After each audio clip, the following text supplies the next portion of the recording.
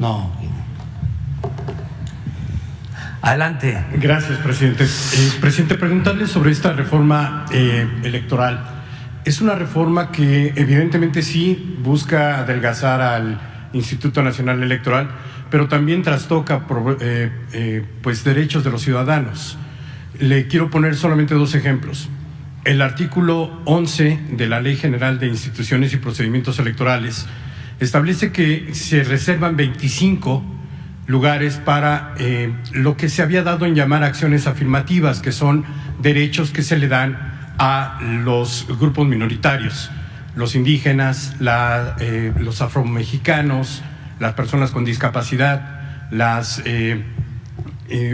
y entre estos se incluye ahora a los jóvenes, o sea, se les cierran los espacios a los jóvenes y se reduce para los partidos políticos, ya no tienen la obligación de darle estos lugares a estas comunidades minoritarias. Anteriormente eran 50, se redujo a la mitad con esta reforma electoral. Esa es pérdida de derechos de los ciudadanos. Y usted hablaba de que hay fideicomisos oscuros en el Instituto Nacional Electoral. También los hay en los partidos políticos. Los partidos políticos van a guardar dinero, se lo dije desde hace ya mucho tiempo, se lo comenté aquí con el secretario presente y dijeron que habían sido los duendes que habían introducido estos tres elementos: la vida eterna de los partidos, el guardadito de los partidos y el trasvase de votos. El trasvase de votos se eliminó porque el secretario de Gobernación tuvo atinadamente la decisión de que iba en contra de la Constitución. La vida eterna de los partidos, usted lo reconoció también, era algo ilegal y se quitó, pero otro duende la metió en la madrugada y el Senado decidió no votarla. Esa es la única cláusula que no se votó, pero no se eliminó. Sigue vigente, sigue latente, está allí, pero en esta reforma no viene. Eso es cierto. Otro de los elementos entonces, ¿cuál es lo que es cierto? Pues, ¿qué trae la reforma? Trae esta reducción de participación de grupos minoritarios. Eso, ahorita lo voy a explicar. Eso. Pero los otros tres es nada más estás haciendo apología de cómo venía y que ya no está. Es la cláusula de vida eterna la única que Eso se eliminó. Sí. Bueno, ¿cuál es lo otro? De los guardaditos políticos. ¿Se eliminaron o se mantiene? ¿El guardadito? Sí. Se mantiene. Se mantiene. Artículo 25 de la Ley General de Partidos Políticos. Ahorita te van a explicar. ¿El tercero? El tercero era la vida eterna. ¿Y también se eliminó? Ese es el que se eliminó. Bueno. El único que se eliminó. Sí. Adelante.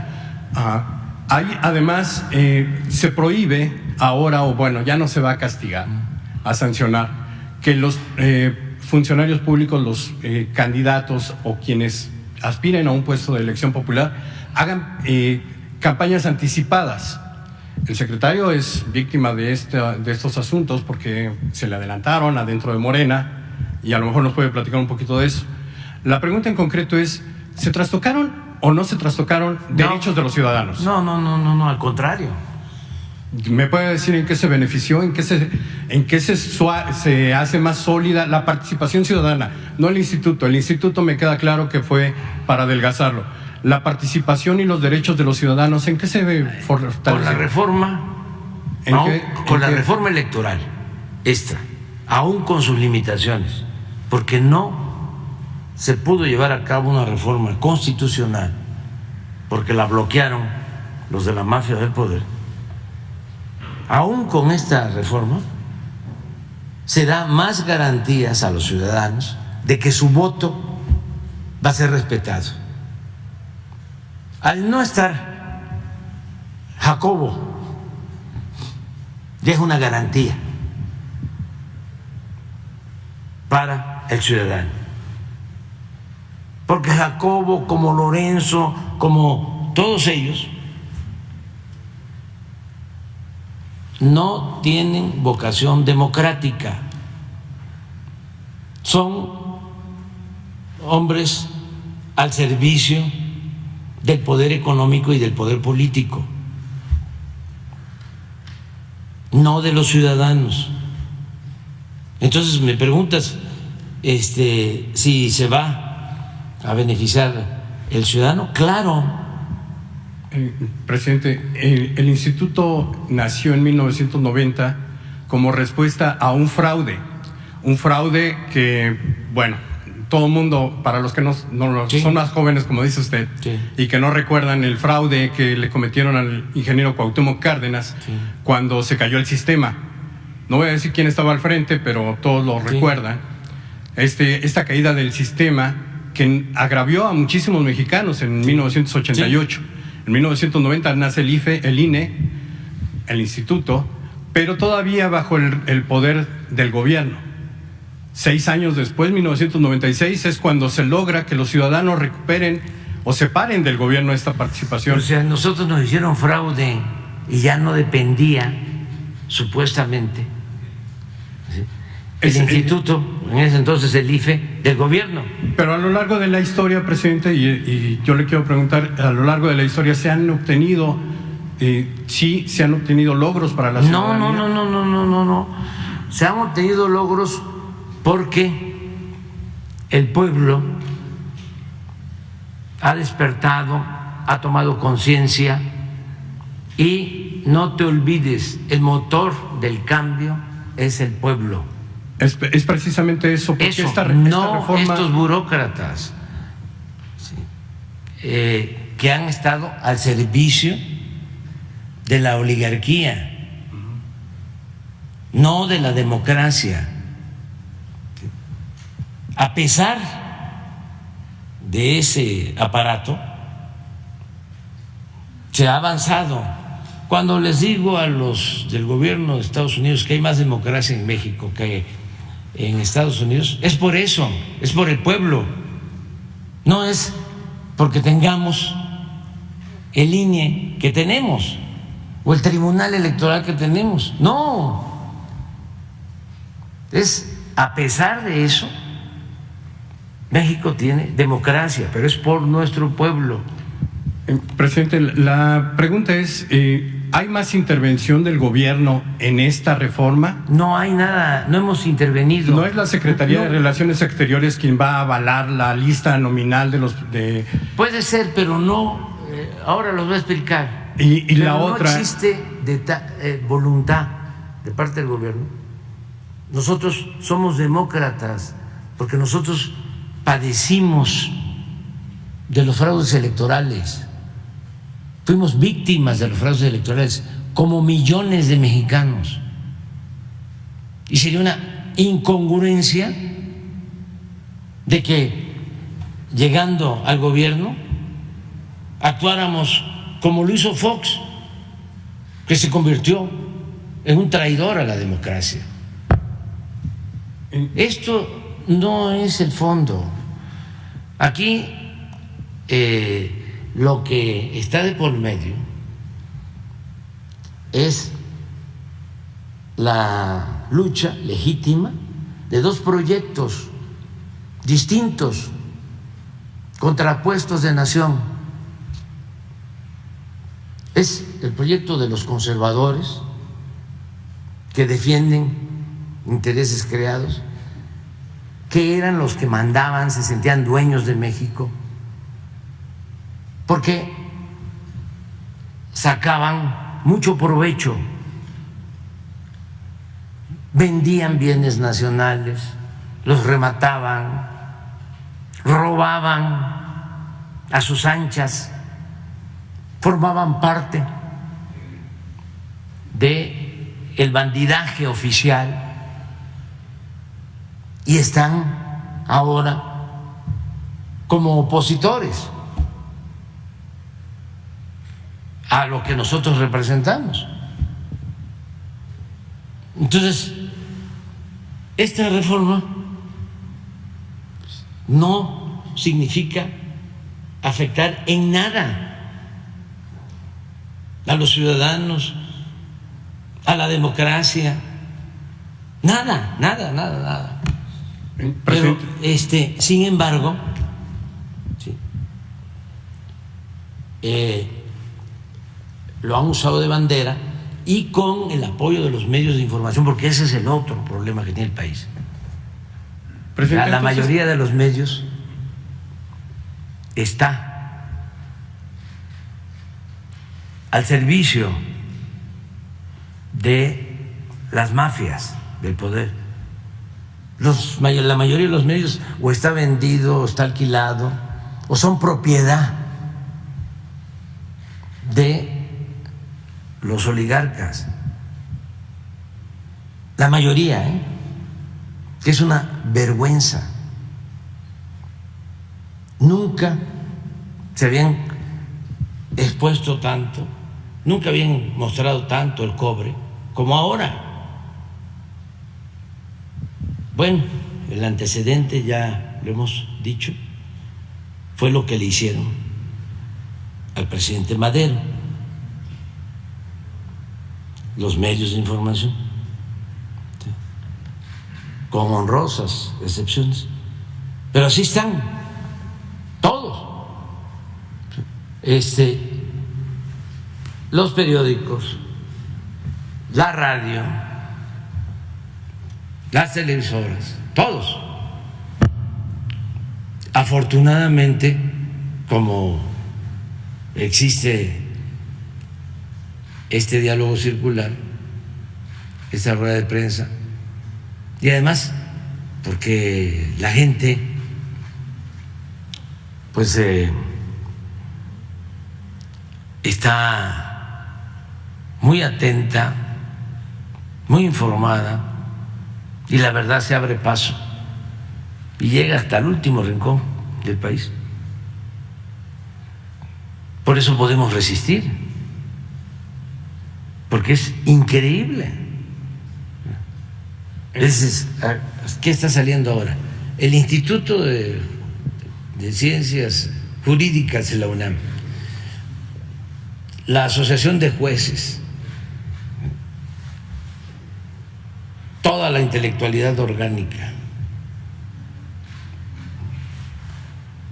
la mayoría de los medios de información, todos. No hay en la llamada clase política o sociedad política quien pueda actuar con objetividad, con profesionalismo, de manera plural, equilibrada. No, es todos en contra. Presidente, lo que le estoy señalando no es que esté en contra de su reforma, lo que estoy señalando es que claro, estás en contra. Hay pérdida de... Por eso estás en contra, porque estás sosteniendo de que se pierde, ¿sí? Derechos, se pierden derechos de los ciudadanos. Exacto. Y no es así. Y además hay una intromisión. Pero se gana muchísimo. Hay un posicionamiento más del gobierno que se había retirado ya de las actividades electorales, ya no tenían dependencia con el gobierno. Hoy, por ejemplo, los módulos de atención ciudadana van a estar dentro de oficinas gubernamentales. No, va a estar. Es una propuesta que se plantea. Está en la ley, No es una propuesta. Sí. No. Si fuera una propuesta, no estaría en la ley. Sí, está en la ley, es una propuesta. Sí, es una propuesta. Hoy lo estaban comentando de que las casillas electorales, bueno, que siempre se ponen en las escuelas, pero sí, si eso se considera, ¿sí?, que no debe de hacerse, se modifica. Presidente, se lo pregunto, ¿se consideraría esto? ¿Se debe hacer así? Sí, en las escuelas. Fuera de edificios gubernamentales. Sí, también. Eso no es ningún problema. O sea, todo esto es un pretexto, ¿sí?, para atacarnos. No. Sí, la mayor parte de las cosas. En el tiempo que yo llevo aquí, no hemos participado en la organización de las elecciones, ni hemos promovido fraudes electorales. A ver, ¿no hubo fraudes en el sexenio pasado? ¿No intervino el gobierno en el sexenio pasado, limitando y pisoteando las libertades de los ciudadanos? Usted nos dijo que no, que el presidente Enrique Peña Nieto había sido respetuoso y en la elección presidencial. Por eso fue Pero antes no, aquí mismo lo dije, en la elección del Estado de México,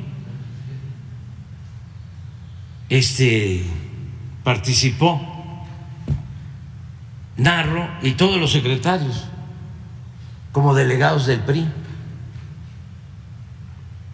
En la elección del 17. ¿A qué me refiero cuando le reconozco al presidente Peña de que no se metió en la elección presidencial? Es que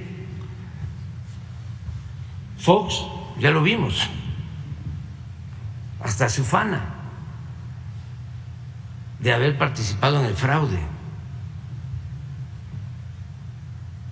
Fox desplegó todo el gobierno y su consigna era que por ningún motivo, bueno, él mismo lo expresa, que yo era un peligro para México, que por ningún motivo iba yo a ser presidente. Pero no solo fue eso, operaron. También mandó a los secretarios. Acuérdense de que el secretario de Comunicaciones y Transporte en ese entonces, de Fox, uno que decía Pedro Cerizola, después del fraude habla por teléfono, está grabado, a ver si no lo consiguen por ahí, con el gobernador de Tamaulipas y le agradece y le dice: oye, hasta te excediste, y ja, ja, ja, ja. Y la maestra del Bester Gordillo hablándole también, diciendo: ya son las 12 del día, cuando estaba la elección. Hay que actuar. Ni modo que a las 12 del día fueran a buscar a los votantes. No, era para que a partir de entonces empezaran a rellenar las urnas y a falsificar las actas. Entonces, el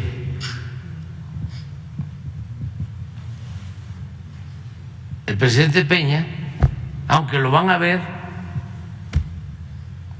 Claudio y todos estos, para decirle: hay que unirnos, que se baje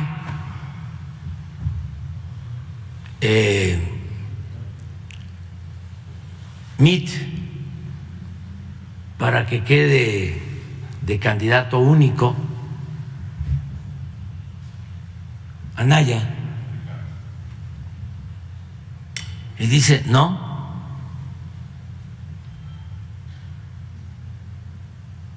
Y luego, en la desesperación, vuelven a verlo. Esto para los jóvenes, ¿no?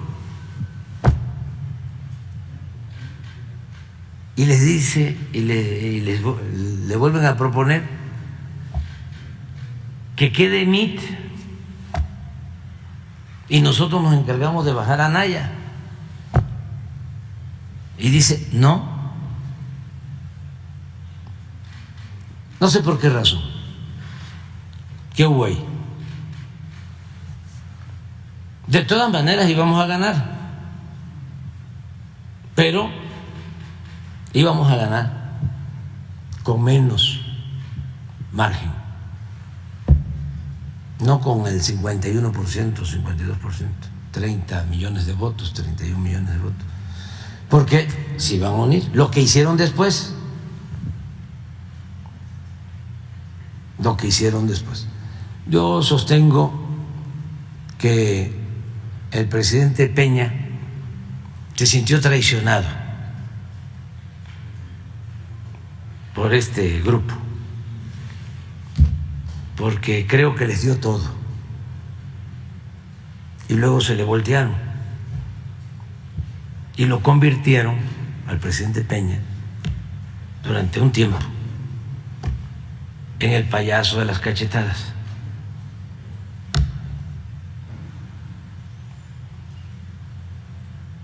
Y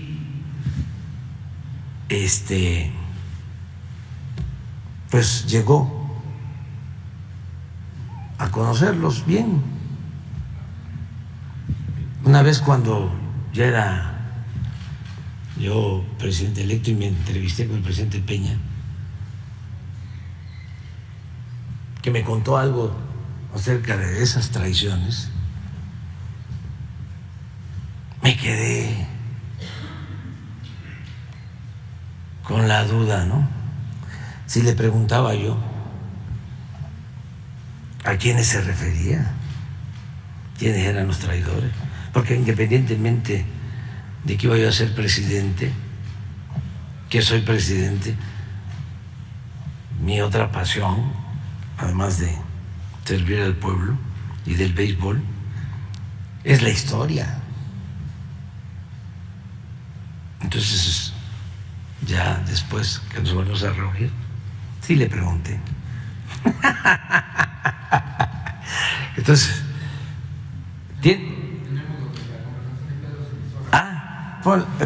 es que es muy interesante.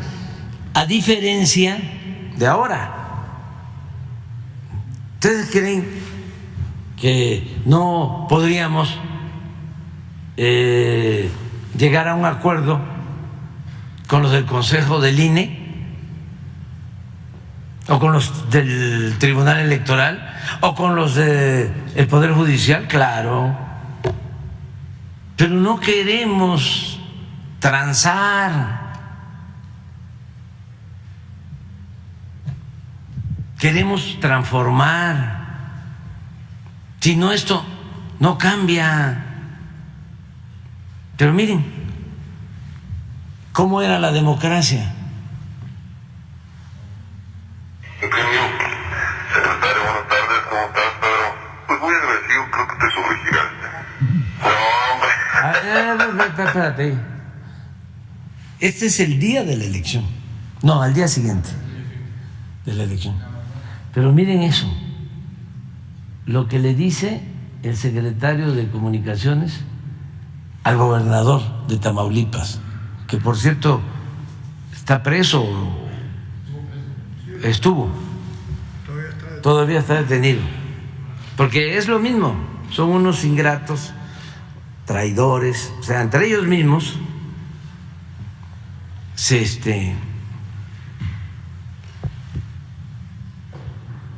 traicionan. Este gobernador les ayudó en el fraude en el 2006. Entonces, al día siguiente, Cerizola, que era el encargado de Tamaulipas por parte de Fox, le habla por teléfono para agradecerle. Y miren el texto, le dice: gobernador, secretario, dice, sí, secretario, buenas tardes, ¿cómo estás, Pedro?, le dice el gobernador.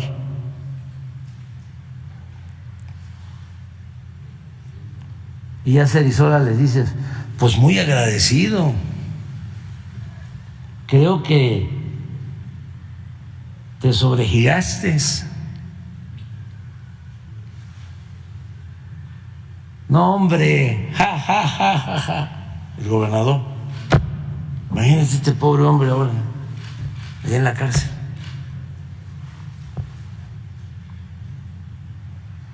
Con mucho gusto y mucho aprecio, Cerizola. El gobernador: no, me da mucho gusto, lo hago con mucho afecto y además nos has ayudado bastante. Porque al ir un secretario a una elección, pues llevaban, ¿no?, morrales, maletas, baúles, costales llenos de dinero.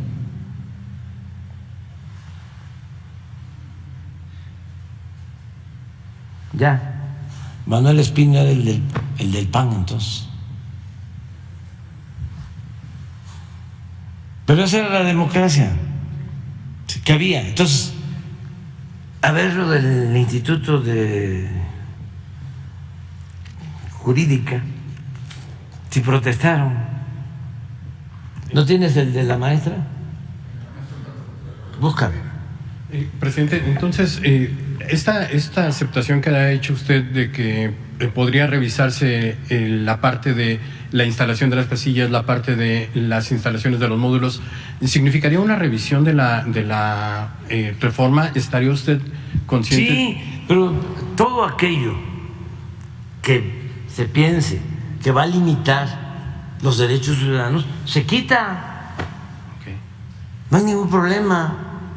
¿Sí? Nosotros consideramos que no afecta. O sea, ¿tendría que enviar una contrarreforma legislativa? No, es que el Poder Judicial lo puede hacer.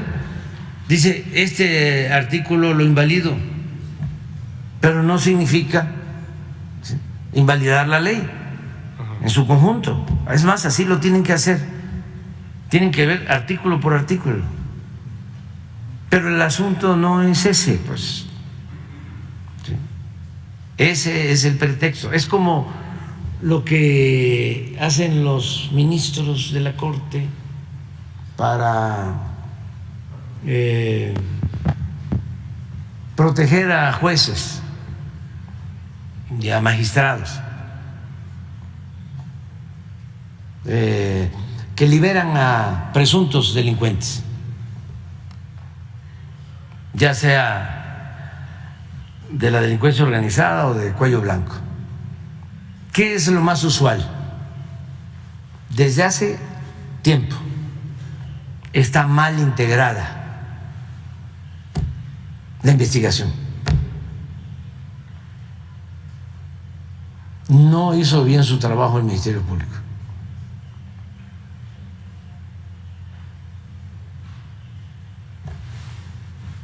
Puso que detuvieron a la persona a las 10 de la mañana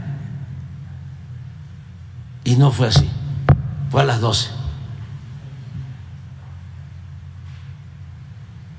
O lo que hicieron ahora cuando descongelaron las cuentas de la esposa de García Luna. Faltó el oficio o la notificación de un organismo internacional, porque así lo establece una tesis, no sé si jurisprudencia, del exministro Eduardo Medina Mora, que era procurador, compañero de García Luna. No, está podrido eso, por donde quiera que se le vea. Entonces, en vez de estar defendiendo lo indefendible, lo que deberían de estar haciendo es comprometiéndose con limpiar el Poder Judicial.